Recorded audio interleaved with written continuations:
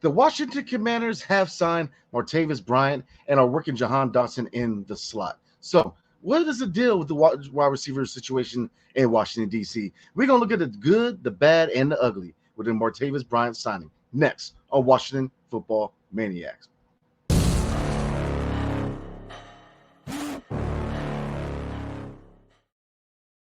What's good, everybody? It's your boy Brandon Scott again. I appreciate you guys rocking with us over here at Washington Football Maniacs. Definitely, real quick before we get into tonight's content, if you are not a member of the Washington Football Maniacs, definitely consider becoming a member because we have a lot of good content coming your way with the season coming up.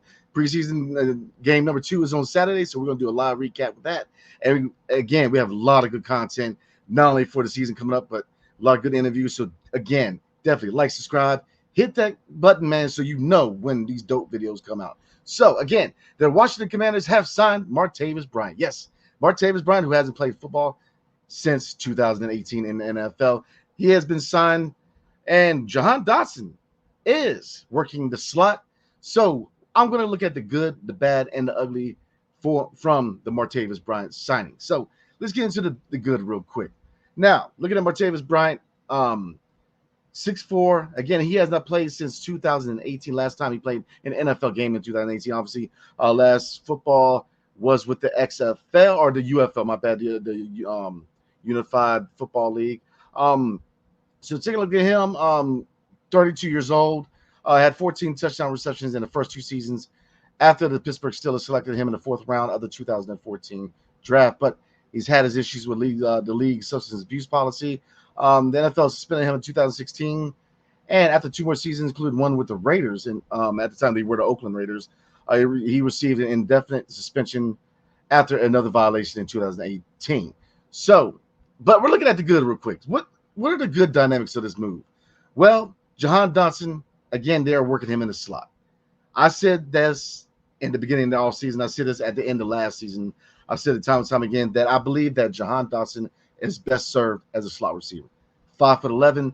You need a guy with some size opposite of Terry McLaurin. And that's why I thought that with this year's draft, there were a lot of good wide receiver prospects that I thought that the Commanders should have picked up. Now, overall, and I know before somebody says something, I know we got Luke McCaffrey. But again, Luke McCaffrey is a guy who is looked at more of a slot receiver right now.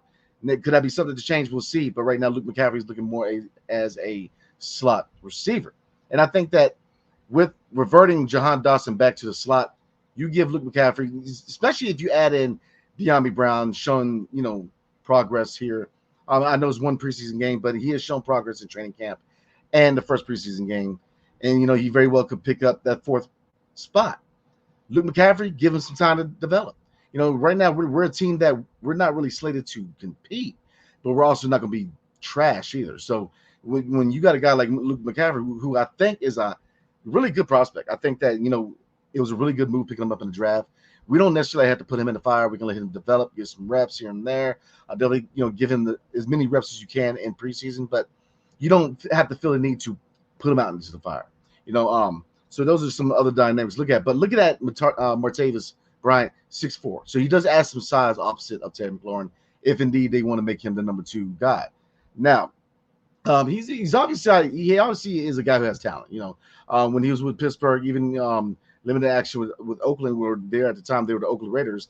He shows some potential. Now, is he the answer? Well, we're going to slide into the bad, which is he hasn't played football since 2018.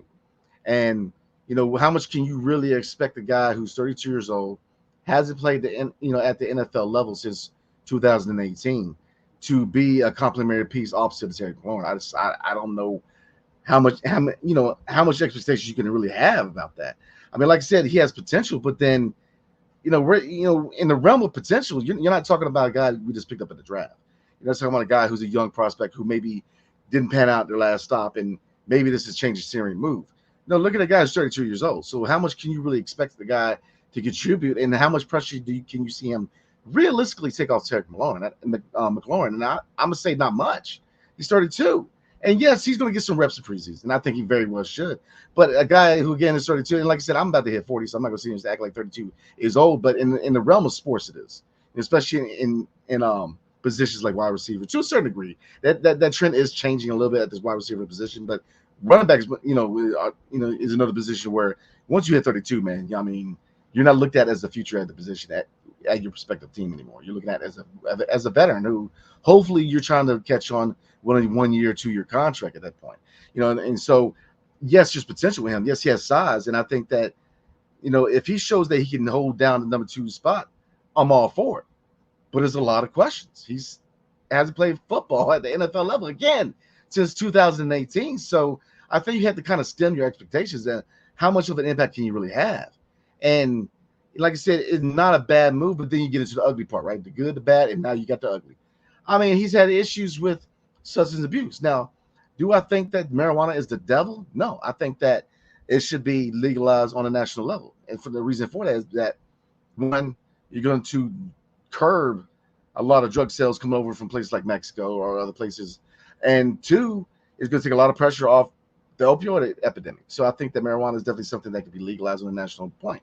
Now, obviously, this is not a political channel, so I'm going to kind of divert from that. But saying that, you're looking at leagues like the NFL, the NBA. I mean, the NBA doesn't even test for it anymore. And you're looking at pretty much across the board. Most leagues aren't even testing for it and aren't even penalizing people for using marijuana to deal with pain.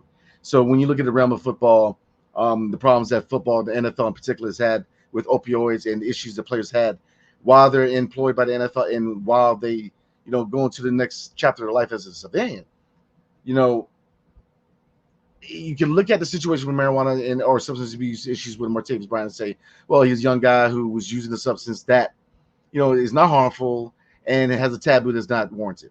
Fair enough. But then it was still illegal. And that comes to, illegal is illegal. Whether, no matter how you try to twist it, he should not have, used that, even though it was used widespread in the NFL level. So am I going to knock him too hard for marijuana use? No, but it's still illegal. You got caught, move on. So, um, like I said, to me, that's the ugly, issues, off the field. You know, when you're trying to solidify an atmosphere of culture and what, especially first year coaching staff, first year GM, new owner going into his first, or his second year's ownership, man. You're trying to, you're trying to solidify a culture here. And do you necessarily need to bring in the guy who is synonymous with breaking the rules? I don't know. I mean, I would believe that, and I hope to believe that the organization, whether it was a coach staff, general manager, or even ownership, they vetted him. They talked to him. They saw where's his at. So I think they definitely did the due diligence before making this move because again, it's very risky to sign a 32-year-old receiver who hasn't played football at the NFL level since 2018, who's got issue with substance abuse. Now, again, I get it, marijuana, and I'm not. I don't even have a bad opinion about marijuana, but it goes back to the rules are the rules. But on the flip side of that coin, you best believe that they vetted him. They talked to him. They saw where his head's at. And obviously, there's a new landscape when it comes to that. So maybe they looked at it like, look, you took your L. You haven't played ball since 2018. So he definitely took his L. And maybe, obviously, he's maybe personally, Martavis is looking at it as a new beginning, a fresh start. So those are some dynamics to look at. Like I said, very interesting in wide receiver situation. Now, looking at the signing of Martavis Bryant, which, like I said, curb your expectations. He's 6'4". He does add size. He does add some skill to the other side of Terry McLaurin, a.k.a. Scary Terry. But, looking at this wide receiver situation, do we necessarily need him? And how much can he really impact this team? I mean, is he even looked at as a guy who can stick with the team? Because we're going to pull up the depth chart, but I mean, we all know that right now the Commanders have a lot of talent wide receiver. But the biggest thing right now is, and this is why I said that we needed to target a bigger, more physical receiver in the draft. Luke McCaffrey doesn't exactly fit that mold, even though I think he's going to be successful here in DC. He's going to be a scrappy wide receiver who's best served at the slot. But right now, I mean, because looking at the draft, overall, great draft. Receivers one part, outside Luke McCaffrey was one part that I really wanted us to hit. Obviously, left tackle, even though Brendan Coleman, it looked like he can definitely fulfill that. Because looking at Luke McCaffrey, 6'2". So, I mean, he's kind of in that gray area between 6'2", 6'4", where, you're not small at receiver, but you're not exactly a 6'6" guy or 6'7" guy at receiver either. But looking at the depth charts real quick, guys, a lot of talent. I mean, Jahan Dotson, again, they're working him in the slot, 5'11" guy. So he's not exactly that physical guy with size opposite Terry McLaurin. But we have Luke McCaffrey, De'Ami Brown has shown promise.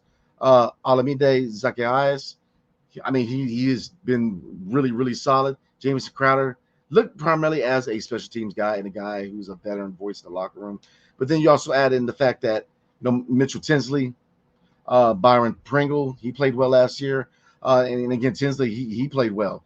Casimir Allen's a guy who's looked at as a special teams guy. So, I mean, you're looking at carrying 6 receivers with the final 53-man roster. And right now it's a battle between who's going to be number 4, number 5, and number 6. So looking at the current depth chart from ESPN, subject to change depending on what the outlet is. But right now they still have Jahan Dotson opposite of Terry McLaurin and Luke McCaffrey at the slot. So I think we're going to get a clearer picture of what is clearly, what's the situation with the wide receiver group once you get past, game 2 and game 3 of the preseason, and they start making cuts, and really give you a more clear picture of, who are they looking at the wide receiver, position, man, because you got a lot of guys who have shown that they can contribute. I mean, again, Brian Pringle had a pretty good year last year, in limited action. Mitchell Tinsley, a dog, a receivers. Zacchaeus is a guy who can play. I mean, James Crowder, vet, special teams guy, and De'Ami Brown has definitely looked solid, so far. So, adding Martavis Bryant, where does he fit in? And if you're going to relegate Jahan Dotson to the slot, then you're looking at probably putting him opposite of Terry McLaurin. And I don't know if that's the recipe for success, man, to be honest with you. And I'm going to be honest with you, I'm not in the favor of the signing. I don't see the point. Now, Jahan Dotson, he's had an up and down camp. He's had an up and down camp so far. And he's going to year 3. Both me and Greg said that, look, he's one of these guys that a lot of pressure on Jahan Dotson. He's got to show something in year 3. Year 1 showed a lot of promise. You saw, the potential with him coming out of Penn State and us making that trade and adding him. But year 2 was just, left a lot to the imagination. So year 3, he's got to show something. But at this point, you working with slot, but you're going to the game 2 of the preseason. So I'm thinking that you go ahead and you make him number 2, and you put McCaffrey at number 3. And then I'm looking at it, and like I said, this is kind of a premature wide receiver prediction. But if I'm gonna, I just don't see where he really slots in. I mean, because I don't think it's a recipe for success to put him opposite Terry McLaurin. You don't know what he can do at this point. Maybe you get a clearer picture of what his, what your expectations are for him, Martavis that is, and what he can really do. But he hasn't played ball in 6 years, and he's 32 years old. And while that's not old in the general scope of things, 6 years is a long time not to play. And that's why I still think it's crazy when we still talk about Colin Kaepernick coming back, because it's like, he ain't played the ball in how many years, man? And that's not even talking about all the other stuff surrounding him. And, it's just, you don't play organized football, especially at the NFL level, for 6 years. I mean, I don't know, if there's any expectation to come in and be a starter. I think that's crazy, in my opinion. So at this point, you might as well continue to roll with Jahan Dotson at 2 and hope that he breaks out and continue to put that time in. Definitely, Cliff Kingsbury definitely put him in the best position to be successful.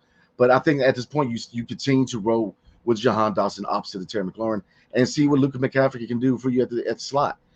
Because De'Ami Brown's not a slot guy; he's a deep threat. So I can see him best served at the 4th receiver. Number 5 is hard, man, because Zacchaeus is a guy that I like. Brian Pringle's a guy I like. But you could see Martavis, and that's another thing. Right now, it's not guaranteed he makes a team. So I think that, again, setting your expectations about what Martavis Bryant can really do at this point. Could he be a factor for the Washington Commanders? Absolutely. He's shown that he can play. But right now, we're seeing if he can just make it through preseason game 1 and 2 and see if he can contribute. And if he can, cool. Then we'll talk about the wide receiver situation in depth, because that's a decision that I don't want, man, because you have a lot of talent with receiver, in my opinion. For a team that's kind of in the gray area, you're still evaluating players to see who's a long-term piece. Obviously, Terry is. We're hoping that Jahan Dotson can have that breakout campaign. And Luke McCaffrey, I think, is a very intriguing wide receiver prospect who I would have no problem with him starting out as a starting slot receiver. But, looking at the rest of the receiver group, obviously, looking at 5, I think they're going to carry 6 receivers. And, Martavis Bryant, I don't think is really a threat for anybody right now. I think they're kind of looking at it like, can this be a reclamation project? Can we see if we can get him straight?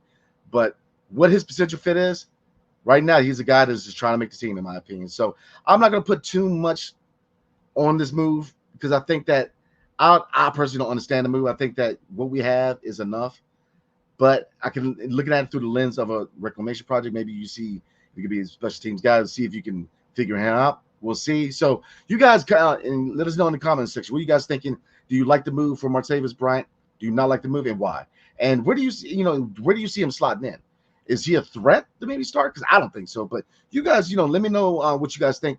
Where does Martavis Bryant fit in as far as the wide receiver group in Washington D.C.? So again, guys, this week, obviously Friday, we're gonna do a preview for the second preseason game for the Washington Commanders, and we're gonna do a prediction for the 53-man roster this week. So definitely be on the lookout for that because, like I said, me and Greg, we're gonna be ramping it up, man, because the season is on its way here. So we're definitely going to, again, we're going to be doing live recaps after each game in the regular season. We didn't do a live recap for the first preseason game, but we will be doing a live recap for preseason game 1 and 2, and obviously after every regular season game. So again, appreciate you guys, man. And we will see you guys later on this week, man. We're going to predict the 53-man roster. And again, on Friday, we're going to do a preseason game number 2 preview. So definitely be on the lookout for that. So again, appreciate you guys, man. Hail to the Commanders and peace. See you guys next time.